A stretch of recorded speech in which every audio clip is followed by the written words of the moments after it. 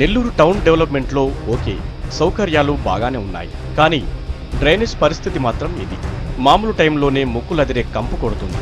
ఇక వర్షాకాలంలో అయితే పరిస్థితి మరీ దారుణం. రోడ్డుపై చినుకు పడితే చాలు వాగును తలపిస్తుంది సీన్. చిన్న వర్షం కురిసినా కొన్ని ప్రాంతాల్లో నీటిలో చిక్కుకుంటాయి.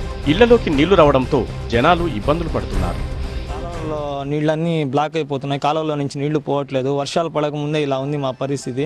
వర్షాలు కనుక పడితే ఇంకా కాలువలో నీళ్ళన్నీ బ్లాక్ అయిపోయి ఆ ఇళ్లలోకి వచ్చేస్తాయి.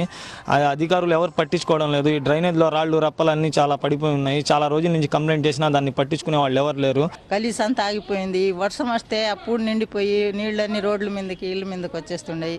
వాటి గురించి పట్టించుకునే వాళ్ళే లేరు.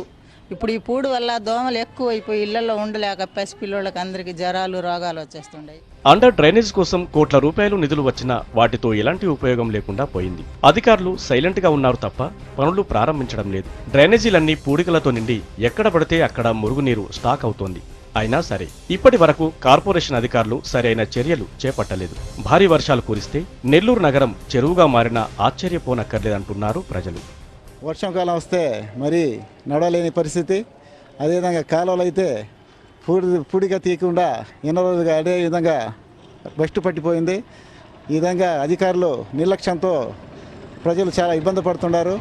అధికారులు ఉంటే వాళ్ళ ఏరియాల్లో వాళ్ళ ఇళ్ల దగ్గర ఉండే రోడ్లు బాగు చేసుకోవడం, ఎంతసేపు వాళ్ళ ఇళ్ల పక్కన కాలువలు బాగు చేసుకోవడం, వాళ్ళ కాలువలు పూడికలు తీయించుకోవడం, అంతే తప్ప అధికారులు అసలు ఇంకా పట్టించుకోవట్లేదు.